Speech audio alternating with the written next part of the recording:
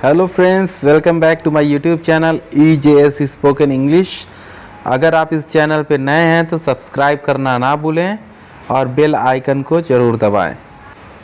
दोस्तों, ऐसे सेंटेंस में हम किसी वस्तु का स्थान बताते हैं कि वो किस स्थान पे है। तो दोस्तों, यहाँ पे हमने रूल लिख दिया है। सबसे पहले देयर लेते हैं, उसके बाद इज़ या आर में से एक लेते हैं, फिर ऑब्जेक्ट लेते हैं।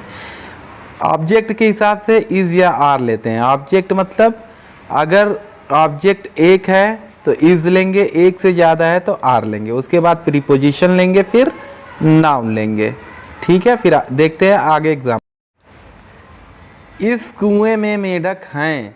There are frogs in this well. मेढक एक से ज़्यादा है, इसलिए हमने यहाँ पे आर का इस्तेमाल किया। मेज पर किताबें हैं। There are books on the table. इसमें भी देखिए किताबें एक से ज़्यादा है, इसलिए हमने आर का इस्तेमाल किया है। मेरे गांव में एक दुकान है। There is a shop in my village. इसमें एक दुकान है, इसलिए हमने इज़ का इस्तेमाल किया है। पेड़ पर बंदर हैं। There are monkeys on the tree. There are monkeys on the tree.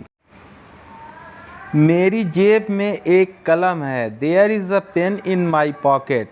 There is a pen in my pocket. Friends, अब दूसरा रूल देखते हैं हम। इस रूल के हिसाब से हम पास्ट की चीज़ें बताते हैं। सब्जेक्ट पहले लेते हैं, उसके बाद वाज वर में से एक लेते हैं, फिर ऑब्जेक्ट लेते हैं। ऑब्जेक्ट के अकॉर्डिंग वाज या वर में से एक लेते हैं। अगर ऑब्जेक्ट सिंगुलर है तो वाज लेते हैं, नहीं तो वर लेते हैं। उसके बाद प्रीपोजिशन लेते हैं, फिर नाउन लेते हैं। तो इस तरह से हम पास्ट में कोई चीज़ कहाँ पे है उसका स्थान बताते हैं। देखते हैं एग्जाम्पल्स में। उस घर में एक नौकर था। There was a servant in that house. Was हमने यहाँ पे इसलिए लगाया है कि नौकर एक था। इस जंगल में बहुत शेर थे। There were many lions in this forest. यहाँ पे हमने वर इसलिए लगाया है क्योंकि शेर बहुत ज़्यादा थे। कोने में कुर्सियाँ थीं। There were chairs in the corner. There were chairs in the corner.